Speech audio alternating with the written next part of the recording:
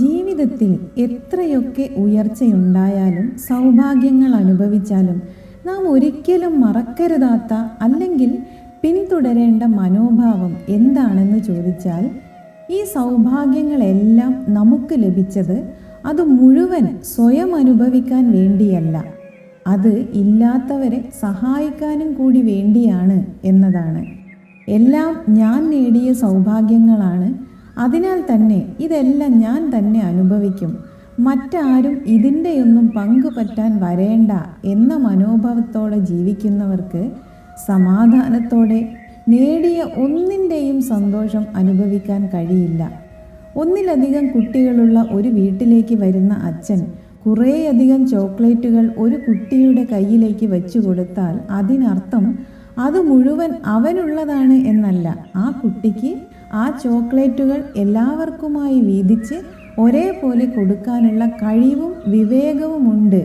അവനത് വേണ്ടതുപോലെ കൈകാര്യം ചെയ്യും എന്ന പ്രതീക്ഷയോടെയാണ്. ആ പ്രതീക്ഷയ്ക്കൊത്ത് ആ കുട്ടിക്ക് ഉയരാനായാൽ ആ വീട്ടിലെ കുട്ടികൾക്ക് മാത്രമല്ല, മുതിർന്നവർക്കും ആ ചോക്ലേറ്റിൽ നിന്ന് ഒരു പങ്ക് ലഭിക്കും. അല്ല എങ്കിൽ അച്ഛൻ വഴക്കൊന്നും പറഞ്ഞില്ലെങ്കിലും അദ്ദേഹത്തിൻ്റെ മനസ്സിൽ തൻ്റെ മകൻ ഇത്രയ്ക്ക് സ്വാർത്ഥനായി പോയല്ലോ എന്ന സങ്കടം തീർച്ചയായും ഉണ്ടാകും. കാരണം ഈ അച്ഛൻ ചോക്ലേറ്റ് മുഴുവൻ ഒരു കുട്ടിയെ ഏൽപ്പിച്ചപ്പോൾ ആഗ്രഹിച്ചത് അത് എല്ലാവരും കൂടി പങ്കിട്ട് കഴിക്കണം എന്നാണ്. ഇതേപോലെ തന്നെയാണ് ഈശ്വരനും. ഒരാൾക്ക് സൗഭാഗ്യങ്ങളും സന്തോഷങ്ങളും സുഖ സൗകര്യങ്ങളും വാരിക്കോരി കൊടുക്കുമ്പോൾ ഈശ്വരനും ആഗ്രഹിക്കുന്നത് ആവശ്യമുള്ളത് എടുത്തിട്ട് ബാക്കിയുള്ളത് മറ്റുള്ളവർക്കും കൂടി കൊടുക്കണം എന്നതാണ്. എന്നാൽ പലപ്പോഴും മനുഷ്യൻ അത് മനസ്സിലാക്കുന്നില്ല, അല്ലെങ്കിൽ മനസ്സിലാവാത്തതുപോലെ ഭാവിക്കുന്നു. ദാനം കൊടുക്കുന്ന കാര്യത്തെക്കുറിച്ച് ഒരു കഥയുണ്ട്. രണ്ട് സുഹൃത്തുക്കൾ സംസാരിച്ചു കൊണ്ടിരിക്കുകയാണ്.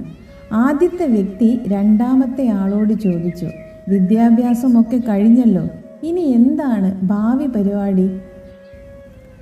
അടുത്ത വ്യക്തി പറഞ്ഞു, എനിക്ക് സാമൂഹ്യ സേവനം ചെയ്യാനാണ് ഇഷ്ടം.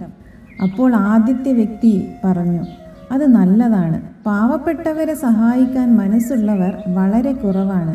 കാരണം തൻ്റേതായ ഒന്നും മറ്റുള്ളവർക്ക് കൊടുക്കാൻ ആരും തയ്യാറല്ല. നിങ്ങളുടെ കയ്യിൽ 10 ലക്ഷം രൂപയുണ്ടെങ്കിൽ അതിൽ 5 ലക്ഷം രൂപ നിങ്ങൾ എടുത്തിട്ട് ബാക്കി 5 ലക്ഷം പാവപ്പെട്ടവർക്ക് കൊടുക്കാൻ നിങ്ങൾ തയ്യാറാകുമോ? അപ്പോൾ ആദ്യത്തെയാൾ തീർച്ചയായും തയ്യാറാവും എന്ന് പറഞ്ഞു. നിങ്ങൾക്ക് 2 ഷർട്ടുണ്ട്, അതിലൊന്ന് പാവപ്പെട്ടവർക്ക് കൊടുക്കാൻ തയ്യാറാവുമോ? അപ്പോൾ രണ്ടാമത്തെയാൾ അത് സാധ്യമല്ല എന്ന് പറഞ്ഞു. 5 ലക്ഷം ദാനം ചെയ്യാൻ തയ്യാറായ വ്യക്തി ഒരു ഷർട്ട് കൊടുക്കാൻ എന്തുകൊണ്ട് മടി കാണിക്കുന്നു എന്ന് ചോദിച്ചപ്പോൾ അദ്ദേഹത്തിൻ്റെ മറുപടി, എൻ്റെ കയ്യിൽ 10 ലക്ഷം രൂപ ഇല്ല, എന്നാൽ 2 ഷർട്ടുണ്ട് എന്നതായിരുന്നു. ഇല്ലാത്ത സാധനം എത്ര വേണമെങ്കിലും ദാനം ചെയ്യാം എന്ന് പറയാം, എന്നാൽ ഉള്ളത് ദാനം ചെയ്യാൻ മനസ്സില്ല. പലരും ഇങ്ങനെ പറയുന്നത് നാം കേൾക്കാറുണ്ട്, എൻ്റെ കയ്യിൽ ഉണ്ടായിരുന്നെങ്കിൽ ഞാൻ കൊടുത്തേനെ എന്ന്. എന്നാൽ ഇപ്പോൾ ഉള്ളതിൽ എന്തെങ്കിലും കൊടുക്കുന്നതിനെ പറ്റി അവർ ചിന്തിക്കാറില്ല. അതിനുള്ള ന്യായം എൻ്റെ കയ്യിൽ കുറച്ചല്ലേ ഉള്ളൂ, കൂടുതലുള്ളവർ ആദ്യം കൊടുക്കട്ടെ എന്നതാണ്. കയ്യിൽ എത്ര പൈസ ഇല്ലെങ്കിലും കടം വാങ്ങി സിഗരറ്റ് വാങ്ങിക്കുന്നവരുണ്ട്. ചിലരുടെ ചിന്ത പുക വലിക്കുന്നത് ബുദ്ധിജീവികളുടെ ലക്ഷണം ആണെന്നാണ്.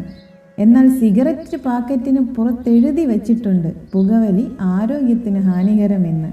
മാത്രമല്ല, കണ്ടാൽ സിഗരറ്റ് തൊടാൻ പോലും അറയ്ക്കുന്ന രീതിയിലൊരു ഫോട്ടോയും പാക്കറ്റിലുണ്ട്. എന്നാൽ അത് മനസ്സിലാക്കാനുള്ള ബുദ്ധി ഈ ബുദ്ധിജീവികൾക്കില്ല. ഇവർ ശരിക്കും ബുദ്ധിജീവികൾ തന്നെയാണോ? ഈ ലോകത്ത് നമ്മൾ ആഗ്രഹിക്കുന്ന മാറ്റങ്ങൾക്കെല്ലാം നമ്മുടെ പങ്ക് അതെത്ര ചെറുതായാലും വലുതായാലും നൽകാൻ നാം സ്വയം തയ്യാറാവുമ്പോഴാണ് ലോകത്ത് മാറ്റങ്ങൾ ഉണ്ടാവുന്നത്. മാറ്റങ്ങളിൽ നമുക്കും പങ്കാളികളാവാം.